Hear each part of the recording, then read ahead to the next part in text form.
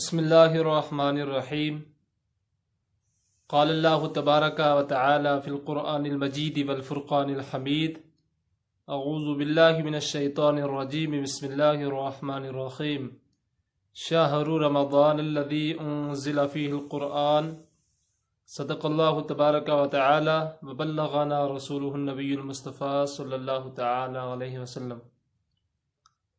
محترم سامعین و ناظرین، اللہ تبارک و تعالی نے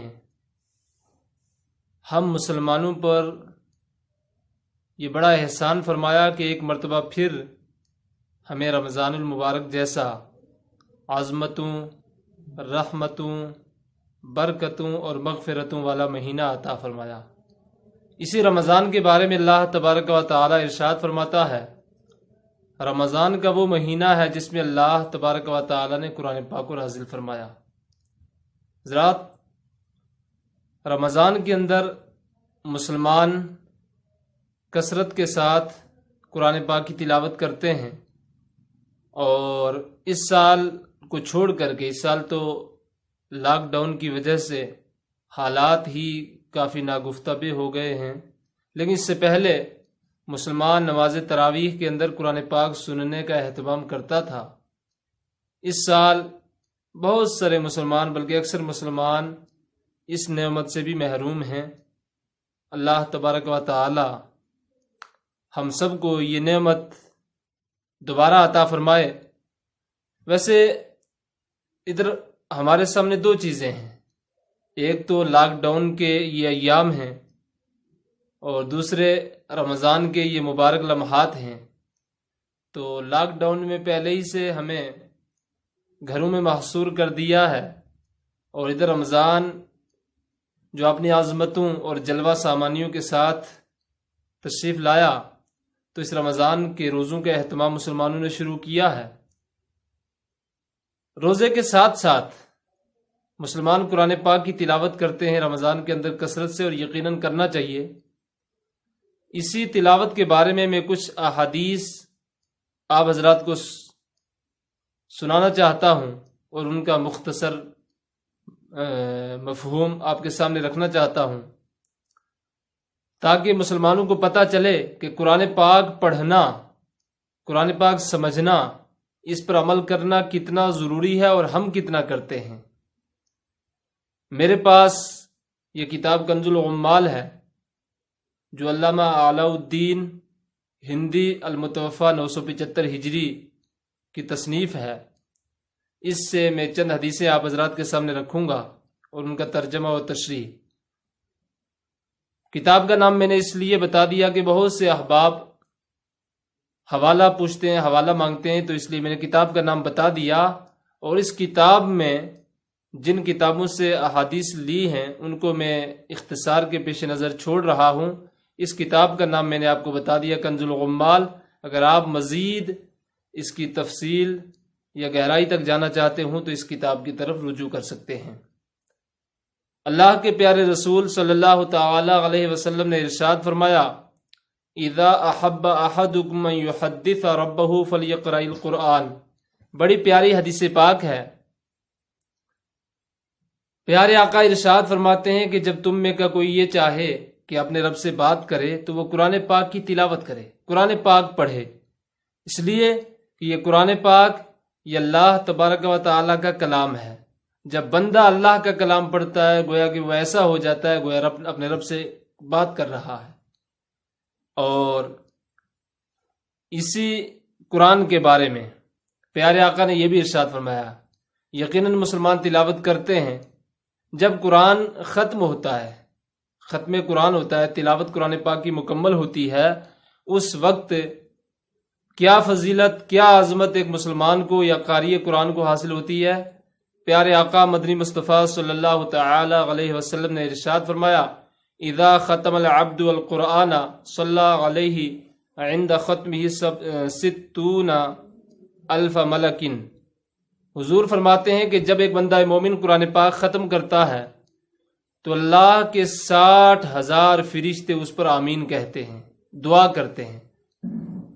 یعنی بندہ جب قرآن پاک کی تلاوت مکمل کر کے دعا کر رہا ہوتا ہے تو اس وقت 60,000 فرشتے اس پر آمین کہتے ہیں۔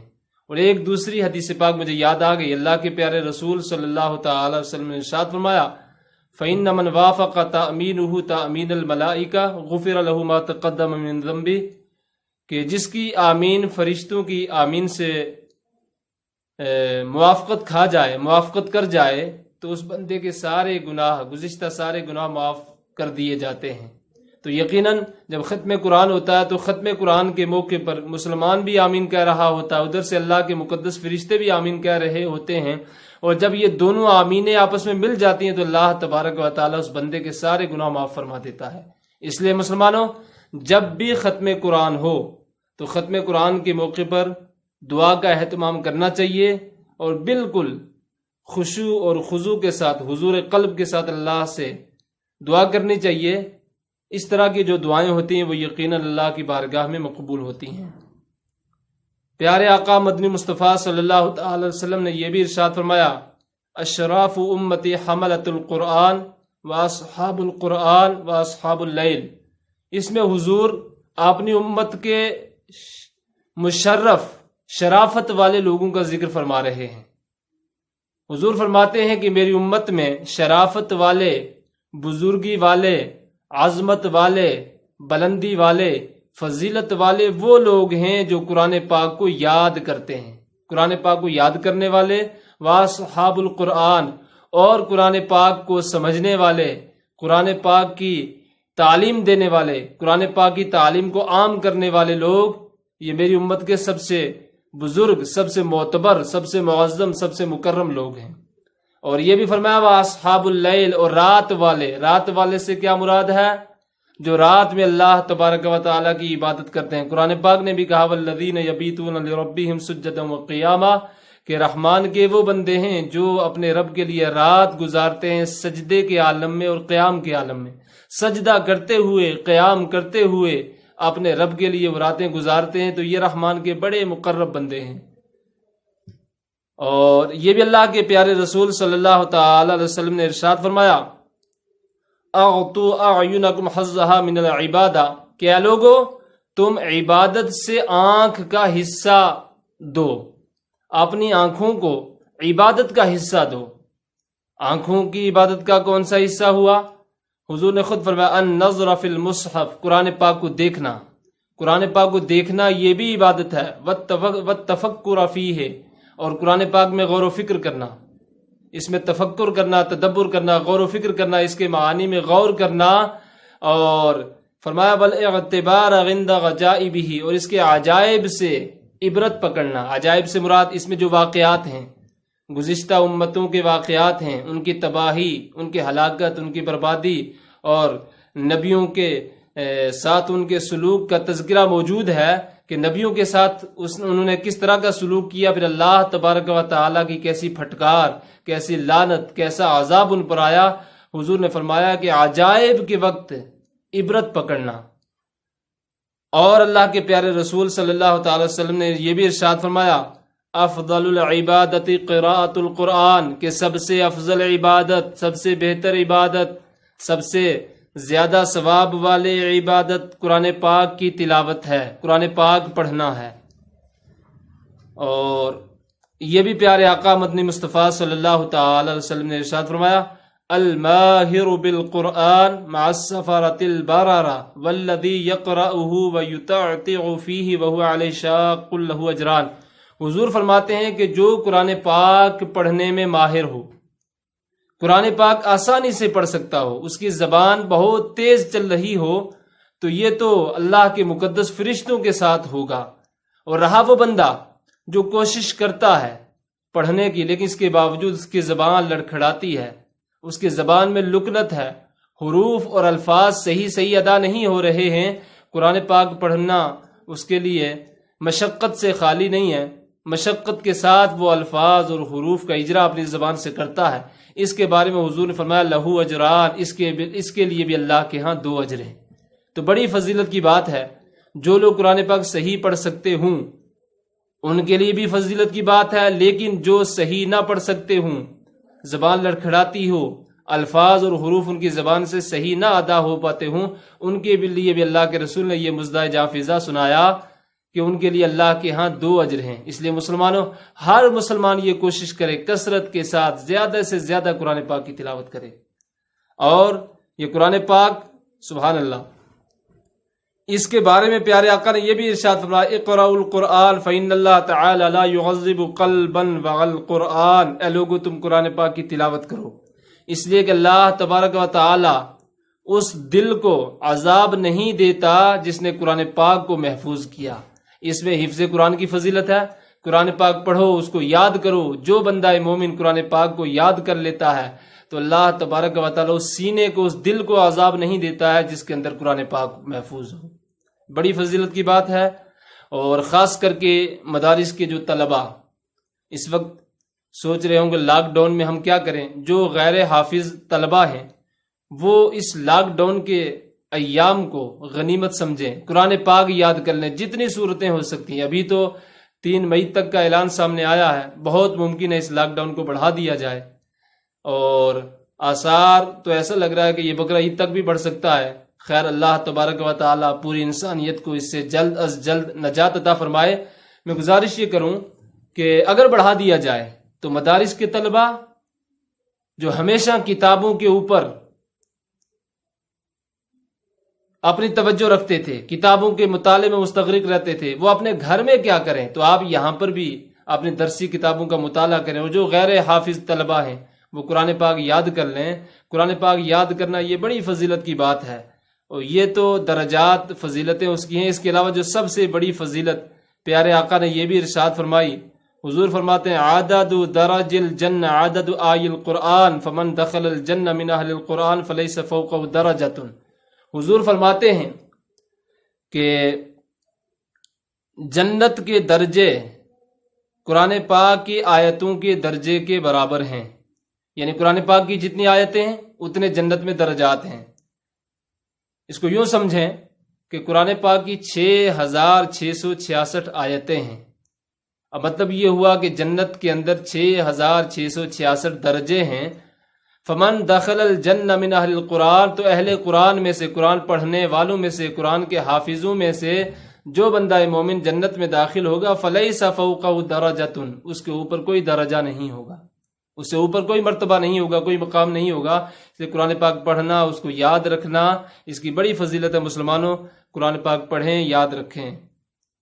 اور اللہ کے پیارے رسول صلی اللہ تعالی علیہ وسلم نے یہ بھی ارشاد فرمایا ان الذی لیس فی جوفہ شیء من القرآن کالبیت الخرب، کہ وہ بندہ جس کے سینے میں قرآن کا کچھ بھی حصہ نہ ہو وہ ویران گھر کی طرح ہے۔ کہ وہ بھی کیسا مومن ہے کہ جس کے اندر قرآن پاک کا کوئی بھی حصہ نہیں ہے، جس کے سینے میں، یعنی جس نے قرآن پاک کی کوئی صورت یاد نہیں کی، کوئی آیت یاد نہیں کی، تو وہ ایک ویران گھر کی طرح ہے۔ مسلمانوں، اس لیے ہر مسلمان کو قرآن کا حافظ یا کم از کم مشہور صورتیں جو ہیں ان کا حافظ ہونا چاہیے، اور کم از کم اتنا قرآن تو ہر مسلمان کو یاد ہونا چاہیے جس سے اس کی نماز درست ہو سکے۔ نماز ہر مسلمان عاقل بالغ پر فرض ہے، اور یہ اہم الفرائض ہے، افضل العبادات ہے، یہ تو ہر مسلمان کو ادا کرنی ہے۔ اس لیے مسلمانوں، اتنا قرآن تو یاد کر لو جس سے تمہاری نماز درست ہو جائے۔ دیکھا تو یہ جاتا ہے بعض نوجوان ایسے بھی ملتے ہیں، بہت ساروں سے کبھی پوچھا جاتا ہے کہ سورہ فاتحہ سنو، وہ درود ابراہیمی سنانے لگتے ہیں۔ یہ عالمیہ ہے، یہ سانحہ ہے کہ مسلمان جس کو قرآن دیا گیا، جس کو کتاب دی گئی، آج اس مسلمان کا سینہ کتاب اور قرآن سے خالی ہے۔ یہ بہت بڑا عالمیہ اور سانحہ ہے۔ اللہ تبارک و تعالی مسلمانوں کو حسن عمل کی توفیق عطا فرمائے۔ اور مسلمانوں، 2 حدیثیں اور میں آپ کے سامنے رکھتا ہوں۔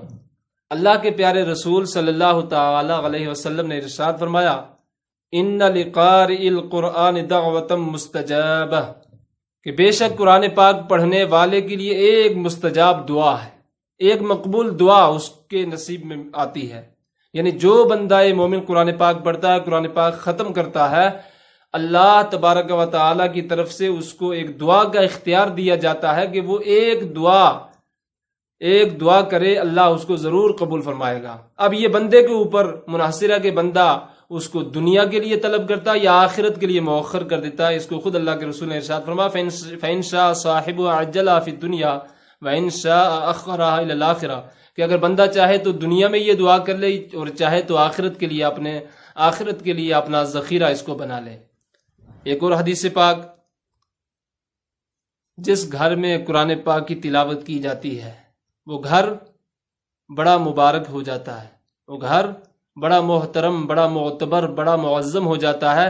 اسی گھر کے بارے میں اللہ کے پیارے رسول صلی اللہ تعالی علیہ وسلم نے ارشاد فرمایا البیت الذی یقرأ فیہ القرآن یتراء لأہل السماء کما تراء النجوم لأہل الارض، کہ جس گھر کے اندر قرآن پاک کی تلاوت کی جاتی ہے آسمان والوں کو وہ اس طرح نظر آتا ہے جس طریقے سے زمین والوں کو آسمان کے ستارے نظر آتے ہیں۔ یعنی زمین والے جب رات میں، شب میں آسمان کی طرف نگاہ کرتے ہیں تو ان کو ستارے چمکتے دمکتے نظر آتے ہیں، ایک روشنی، ایک نور نظر آتا ہے۔